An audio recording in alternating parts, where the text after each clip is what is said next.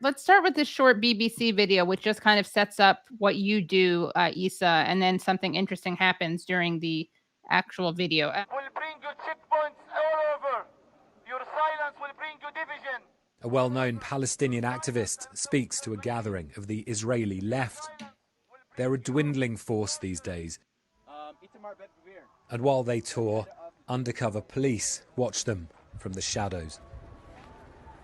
Hebron is a city of checkpoints and a flashpoint of the conflict and occupation. So you see the barrier from this side, a military tower, watchtower here. See the fences, and this is just a regular street in Hebron. It's been closed off like this for many, many years. Separates out Palestinians who live and work on this side. Checked every time they want to try and get through. That is my house. Back with Issa Amro, the Palestinian activist, I'm shown what life is like for him here. And you're not allowed to go there. I'm not allowed to walk from here. He talks of having been arrested multiple times, and then he's pulled away from us. The undercover policeman is back. They tell him he's been obstructing justice. The activists call it police intimidation to stop the settler movement here being challenged. Issa, what's happening to you now? I'm arrested. Why? They fear a slide into much more of this and worse as Israeli politics sees the far right take centre stage. So that's you getting arrested in front of a BBC reporter. So we can just imagine how quickly they are to arrest you when people aren't there filming. Let's go through some more videos. Brad, you can just go through the videos we have. And you can just tell us what's happening. Israeli settlers attacking my house and our community center in Tel Rumeda in front of the soldiers without doing anything to that settler. Okay. So they're not doing anything. No, they were pushing me away. Another one. What's happening here? Israeli settler cursing us and spitting on us in front of his mother and the other soldiers. And for sure, he was not arrested and he was not accountable for it.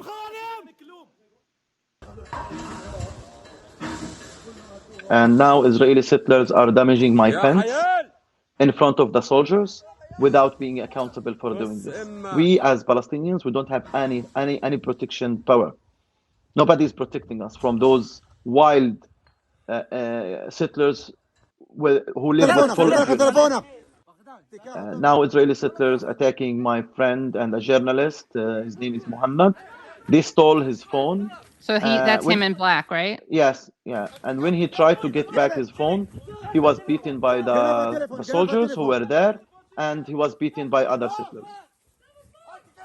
Without any accountability. Until now, the phone is not back. It was 2 months ago, this incident.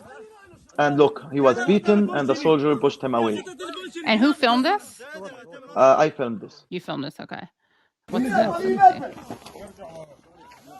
Now the settlers are attacking my house.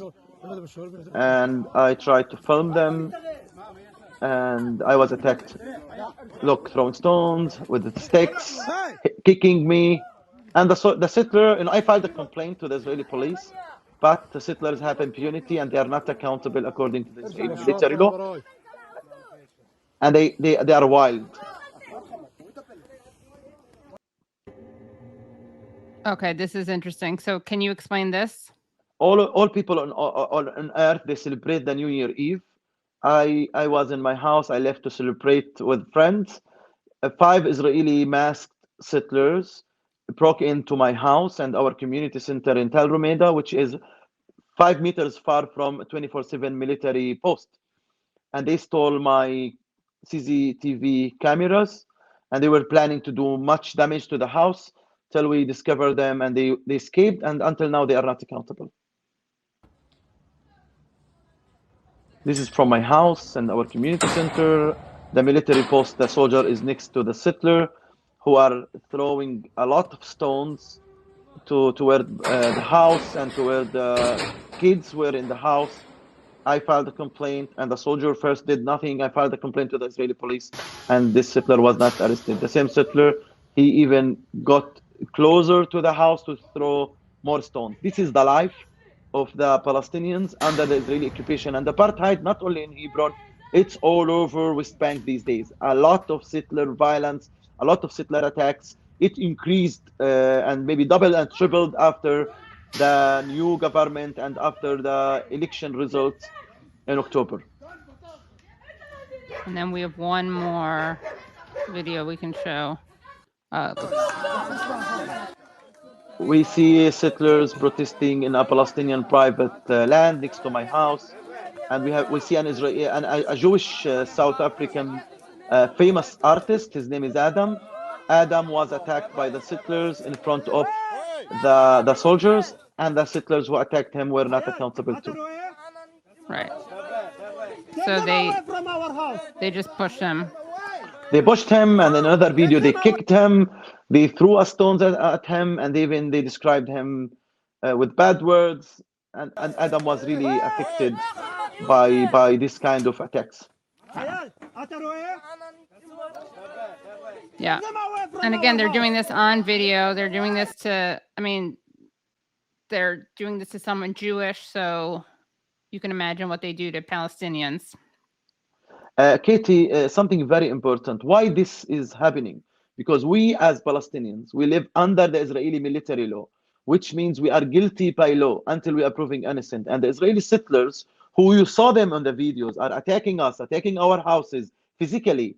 They are under the Israeli civilian law. So two sets of law here, the settlers, and we as Palestinians, we have no rights. We are guilty by law till we are proven innocent. Non-violence resistance is not allowed under the Israeli military law. So we are outlawed, and the settlers are supported, protected by the Israeli government and by the Israeli political leaders. And AP just published today something about an American money, charitable money is going to those violent settlers in West Bank, and this is something very, very important. So why we call it apartheid?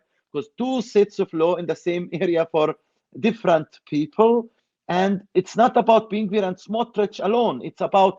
It's a military system. It's about the system which created Smotrich and Ben-Gvir and the Israeli fascist. And Israel can't be a democracy and apartheid and occupation at the same time. It's either a democratic state for all its citizens, regardless of their religion and their ethnicity, or it will be an apartheid and occupation as it is now.